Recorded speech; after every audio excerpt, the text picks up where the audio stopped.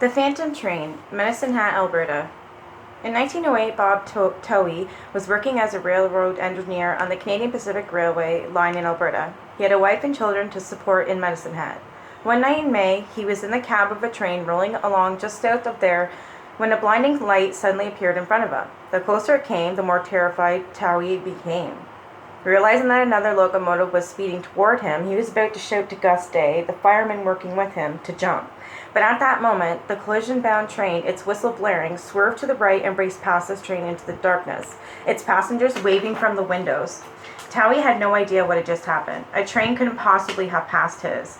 There was just one track on that part of the line, and his engine and cars were still on it. Figuring his imagination must have been playing tricks on him, he decided to say nothing today. However, he was troubled enough by the frightening experience that he asked to be allowed to do work around the railway yards for a while. It wasn't until a couple of weeks later that he screwed up the courage to talk to Day, and was both amazed and relieved to learn that Day had seen the Phantom Train too. In June of that year, Day was again working as a fireman aboard another train heading for Lethbridge. Jem Nicholson, a friend of Towey's, was the engineer driving the train that night. In a day's horror, in almost the same spot, just a few kilometers outside Medicine Hat, the ghost train reappeared. Once again, its headlight grew brighter, and its whistle sounded louder as it approached, and once again it swerved off just in time to avoid a deadly collision. Day said nothing to Nicholson about his second near crash with a train that couldn't possibly exist, but he began to wonder if he, like Towey, should take a break from the rails. It was just by chance that Day was given a yard assignment in Medicine Hat on July 8, 1908. That's where he was when he and other workers got some terrible news about a derailment just a few kilometers outside town. A passenger train traveling east had been nearly 2 hours late leaving Lethbridge. This was a vital piece of information for the engineer driving a locomotive south to Dunmore Junction to pick up the luxury cars of the Spokane Flyer. If he had paid attention to the Lethbridge train's new expected arrival time in Medicine Hat, he would have delayed his train's departure from the Hat, but somehow he missed that information, and his error proved deadly. The two locomotives met headlong, killing 7 members of the train's crews and 2 passengers.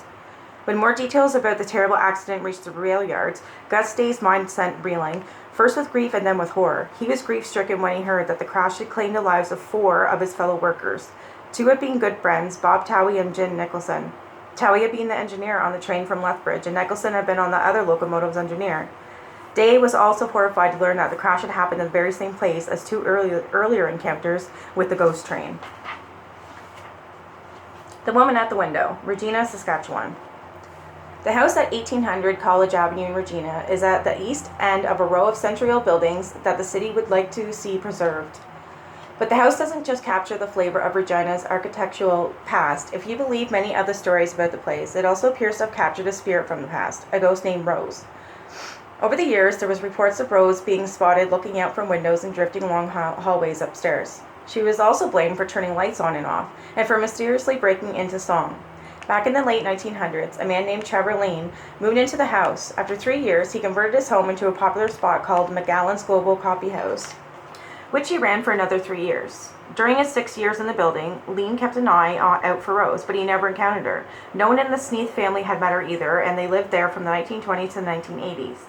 Lane found this out when he decided to investigate various stories about a woman dying in the house and learned that they weren't true. No one drowned in a water tank on the property, and it had never had a cistern. A nanny rumored to have killed herself by taking a dive out a 3rd-floor window had, in reality, moved on to enjoy life in Calgary. And there had never been a serious fire in the house, so no one had burned to death there either. Another possible explanation given for Rose's haunting's presence. But one worker at the office house didn't really care what the ghost name was or why it might call 1800 College Avenue home. All she knew was that she had seen it 3 times, a mysterious woman in a wedding dress. And once, much to her shock, the bride had walked past a window overlooking the street, a window on the 2nd floor.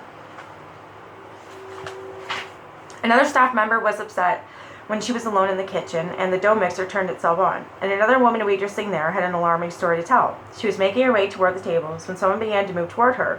Closer and closer the person came, directly in her path, until it passed right through her. The terrified waitress reported what had happened, and then promptly quit her job, hurrying out of Magellan's without ever looking back. By 2006, the building was home to a computer-related business, and no one was publicly reporting any eerie encounters there.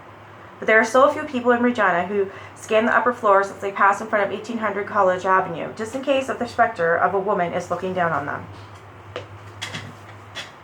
The Talking Statue, Burlington, Ontario. An 85-year-old bronze statue of World War I soldier stands atop a granite beside Burlington City Hall. The statue is similar to many others erected across the country. Together with the monuments and plaques bearing the names of members of Canada's war dead, they are often the focus of special ceremonies held each year on November 11th, Remembrance Day. However, there were times when some of the people who gathered near the Burlington statue to honor the sacrifices of war found themselves paying more attention to the statue than the ceremonies. But that's understandable. Who wouldn't be distracted by seeing a statue move its hands or by hearing it speak? Stories about the statue being haunted date back before the end of World War II, and the stories have followed it on its move from Lakeside Park overlooking Burlington Bay to a traffic island on Lakeshore Boulevard, and after major additions to City Hall were completed in 1986 to the new Civic Square on Brant Street. Over the years, in each location, as people stood in silence around the statue on Remembrance Day, they reported hearing the sounds of sergeants giving orders and soldiers marching. Several times, individuals heard one particular voice calling out, "My name is Alfred." That voice seemed to be coming from the statue. A few others heard the mysterious voice and, "I lived a hero and I died a hero." But perhaps most disturbing of all the reports that the bronze soldier shifts his hands as he grips the barrel of the rifle on which he leans, that his lips move, and that every now and then, his eyes open. Among the names of the war dead listed on the Burlington statue is that of Alfred Edward Johnson. Veterans Affairs Canada's records indicate that a soldier by that name died in action on August 19, 1942. Johnson from Burlington was one of 197 members of the Royal Hamilton Light Infantry Brigade who were hit by German machine gun fire as they stormed the main beach in France on that date. His body, along with those of his brave comrades, is buried in the Canadian War Cemetery far away in France. Some local residents think that it is Johnson's ghost that haunts the statue on the Civic Square, not just during memorial services. Rumor has it that the bronze soldier also moves at a time when many other specters make appearances, under cover of darkness at the midnight hour.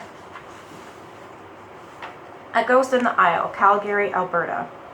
Years ago, a ghostly soldier, similar to the bronze figure standing in Burlington's Civic Square, made several appearances in Calgary in the theater at the city's Centennial Planetarium, now part of the TELUS World of Science complex. Sam, as the Phantom came to be known, was dressed in the uniform of a World War I soldier. He would suddenly materialize in the theater, walk around for a period of time, then quickly disappear as mysteriously as he had arrived. Staff and visitors alike reported seeing him, and some spoke of him following them for a few seconds. Others simply felt his presence as spots in the building became unusually chilly, and a few people smelled the scent of his shaving lotion.